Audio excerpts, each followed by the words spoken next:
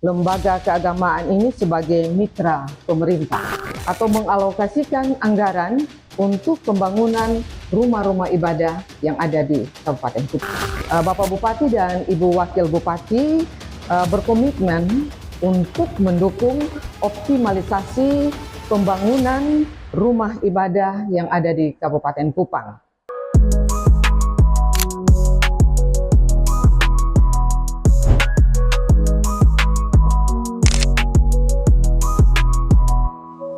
Shalom, salve, assalamualaikum warahmatullahi wabarakatuh. Om Swastiastu, Namo Buddhaya. Salam kebajikan dan salam sejahtera untuk kita semua. Selamat datang di podcast Kabupaten Kupang Emas, pelopor menuju perubahan bersama saya Niki Hedewata. Dan pada episode kali ini kita akan membahas tentang penguatan lembaga keagamaan. Dan tentunya saya tidak sendiri, sudah hadir bersama saya di studio Kepala Bagian Pemerintahan Setda Kabupaten Kupang, Ibu Yani Paus. Selamat datang Ibu Yani. Ya, Ibu Niki. Ya, bagaimana kabarnya hari ini, Bu? Baik. Luar biasa ya, baik. harus selalu baik ya Ibu ya dalam menunjang pemerintahan di wilayah Kabupaten Kupang Ibu ya. Betul sekali. Ya. Sobat podcast, penguatan lembaga keagamaan menjadi bagian penting pembangunan di wilayah Kabupaten Kupang. Hal ini tertuang dalam RPJMD dan termasuk dalam visi dan misi dari Bupati dan Wakil Bupati Kupang. Bupati Kupang dalam beberapa kesempatan mengatakan bahwa dalam mewujudkan pembangunan di wilayah Kabupaten Kupang membutuhkan dukungan doa dari semua pelayan Tuhan, tokoh agama pastinya, dan juga masyarakat di wilayah Kabupaten Kupang. Penguatan lembaga keagamaan merupakan bagian dari memperkuat pembangunan di masyarakat yang diharapkan menjadi penopang dalam mewujudkan Kabupaten Kupang Emas. Baik, Ibu Kabak, saya ingin bertanya sedikit, apa latar belakang penguatan lembaga keagamaan di wilayah Kabupaten Kupang? Ya. Baik, terima kasih Ibu Niki. Latar belakang penguatan lembaga keagamaan di Kabupaten Kupang. Jadi kita tahu bahwa pemerintah memiliki tanggung jawab konstitusional untuk menjamin kebebasan beragama dan juga memfasilitasi terbinanya kerukunan antar umat beragama yang ada di Indonesia. Kita di Kabupaten Kupang, Bapak Bupati dan juga Ibu Wakil Bupati berupaya untuk menjaga kerukunan umat beragama, yaitu melalui tadi penguatan lembaga keagamaan dengan menjadikan lembaga keagamaan ini sebagai mitra pemerintah. Ya, sebagai mitra pemerintah dan juga memaksimalkan fungsi lembaga keagamaan ini agar kehadirannya itu tidak sekedar hanya formalitas. Betul sekali. Ya, tetapi lembaga keagamaan ini akan menjadi pilar kokoh dalam mewujudkan keseimbangan rohani masyarakat yang ada di Kabupaten Kupang. Betul, Ibu. Ya. Kira-kira program utama dalam penguatan kelembagaan keagamaan di wilayah Kabupaten Kupang saat ini apa saja, Ibu Kabak? Silakan. Ya. Program utama penguatan kelembagaan keagamaan di Kabupaten Kupang ini saat ini dengan memberikan dukungan penyediaan sarana dan juga prasarana agar lembaga keagamaan dapat menjalankan fungsi peribadatannya secara optimal. Jadi memang sejak dilantik pada tahun 2025 yang lalu, Bapak Bupati dan Ibu Wakil Bupati berkomitmen untuk mendukung optimalisasi pembangunan rumah ibadah yang ada di Kabupaten Kupang. Kita tahu bahwa pada tahun-tahun sebelumnya pemerintah memberikan bantuan stimulan kepada rumah-rumah ibadah dalam bentuk berupa bantuan bahan baku bangunan. Tetapi di tahun 2026 ini, ya pemerintah melalui Bapak Bupati, Wakil Bupati memberikan atau mengalokasikan anggaran untuk pembangunan rumah-rumah ibadah yang ada di Kabupaten Kupang. Ya, Ibu Kabak, baru-baru ini pemerintah Kabupaten Kupang melaksanakan prosesi Paskah yang begitu meriah, Ibu. Kira-kira apa saja kegiatan yang dilakukan oleh pemerintah Kabupaten Kupang? Ya, Baik Ibu Niki, terkait perayaan Paskah tahun 2026, memang pemerintah Kabupaten Kupang sangat mendukung dan juga mensupport penuh pelaksanaan kegiatan prosesi Paskah yang di dalamnya ada pawai Paskah dan juga konser rohani, dan support itu melalui pengalokasian sejumlah anggaran untuk pelaksanaan kegiatan ini. Dan di dalam kegiatan prosesi Paskah ini, pada kegiatan konser rohani itu ada pemberian bantuan yang dilakukan secara seremonial oleh pemerintah Kabupaten Kupang, baik itu untuk pembangunan rumah ibadah Katolik, rumah ibadah Kristen, dan juga ada bantuan untuk klasis, serta ada penyerahan bantuan beasiswa untuk para mahasiswa yang melakukan studi akhir di Kabupaten Kupang. Baik, Ibu Kabak, terkait penerima bantuan, kira-kira tahapannya seperti apa dan bagaimana prosesnya, Ibu Kabak? Ya, baik, terima kasih Ibu Niki. Jadi memang setelah kita melakukan penyerahan secara simbolis kemarin, maka tahapan selanjutnya kami di bagian pemerintahan tentu akan melakukan verifikasi akhir untuk persyaratan-persyaratan yang dimintakan dalam kita mencairkan anggaran untuk penerima bantuan ini.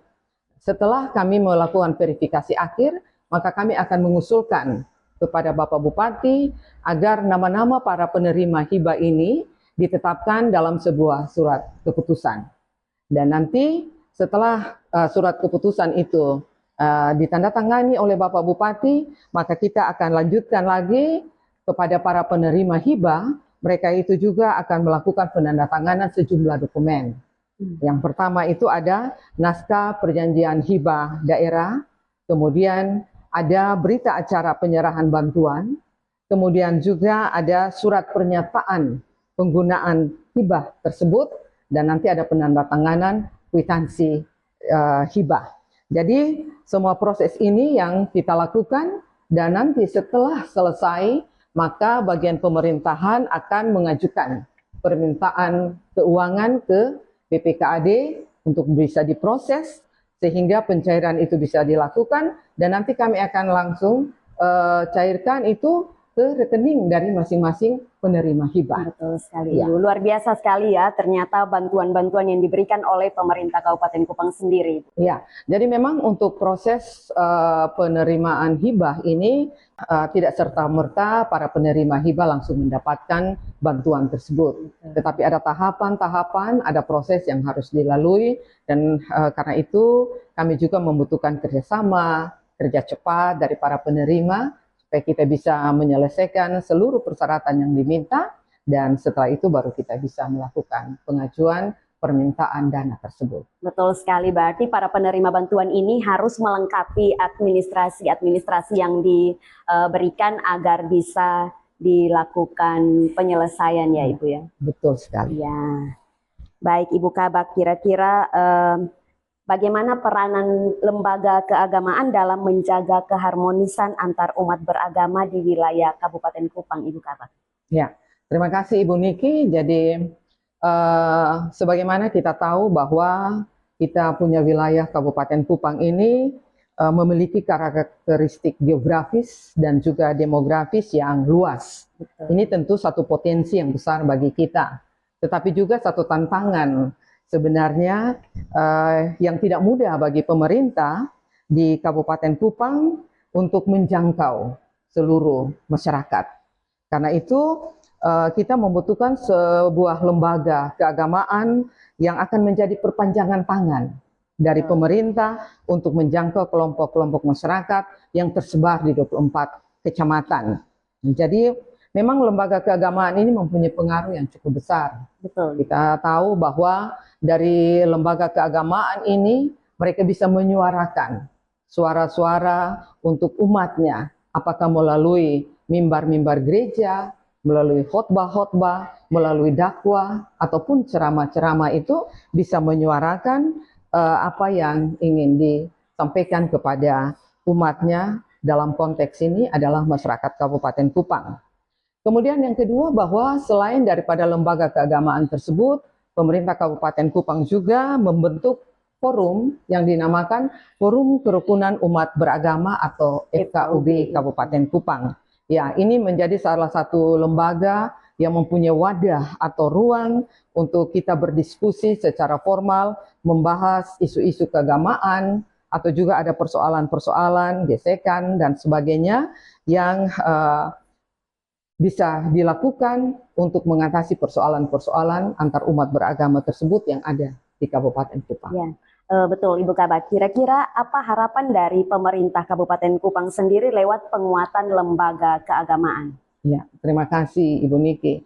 Jadi kami mau bilang bahwa penguatan lembaga keagamaan ini bukan sekedar bentuk dukungan yang simbolis. Betul. Ya, tetapi sebuah strategi pembangunan manusia yang terintegrasi dengan visi pemerintah Kabupaten Kupang. Jadi harapan kami melalui upaya penguatan kelembagaan yang ada di Kabupaten Kupang ini, bahwa lembaga keagamaan itu bukan kita bantu secara fisiknya saja, ya, bukan bantu secara fisik tempat peribadatan yang lebih layak, bukan hanya seperti itu, tetapi pemerintah berharap bahwa ada sinergi yang bisa menolong dalam membangun nilai-nilai kerohanian, nilai-nilai iman jemaat yang merupakan masyarakat Kabupaten Kupang, dan juga di sini tentu akan diharapkan akan mewujudkan kerukunan dan juga stabilitas sosial. Kemudian kita juga berharap bahwa dengan upaya penguatan kelembagaan ini, maka ada peningkatan kualitas sumber daya manusia. Tadi kita katakan bahwa ada nilai-nilai di dalamnya, baik itu nilai etika, moral, spiritual, yang akan menjadi pedoman hidup bagi seluruh umat, seluruh jemaat, masyarakat yang ada di Kabupaten Kupang. Dan kami juga berharap bahwa dengan penguatan lembaga keagamaan ini, mereka akan menjadi mitra yang strategis bagi pemerintah untuk melaksanakan program-program pemerintah. Jadi lembaga keagamaan ini akan memberikan atau diharapkan menanamkan nilai-nilai moral, etika, dan spiritual tadi untuk menjadi pedoman hidup, menjadi pegangan, menjadi landasan yang kokoh, tetapi sekaligus itu akan memperkuat persaudaraan dan kedamaian dalam masyarakat yang ada di Kabupaten Kupang. Jadi kita berharap bahwa harapan kita ini akan membuat kita bersama-sama bergandengan tangan untuk mendukung penuh pemerintahan Bapak Bupati dan Ibu Wakil Bupati untuk kita mewujudkan visi Kabupaten Kupang, yaitu menuju Kabupaten Kupang Emas. Baik Ibu Kabak, berarti kolaborasi antara pemerintah Kabupaten Kupang dan lembaga keagamaan di wilayah Kabupaten Kupang ini tidak hanya sekedar fisiknya ya Ibu ya, tapi juga kolaborasi demi mencapai spiritualisme, etika, dan moral yang luar biasa bagi masyarakat Kabupaten Kupang Ibu. Sobat Podcast, itu tadi perbincangan hangat kita bersama Kepala Bagian Pemerintahan Setda Kabupaten Kupang. Dan sebelum kita menutup podcast kita pada hari ini, kita akan mendengarkan closing statement dari Kepala Bagian Pemerintahan Kabupaten Kupang. Silakan Ibu Yani. Ya, baik. Terima kasih Ibu Niki. Lembaga keagamaan adalah benteng moral bagi masyarakat.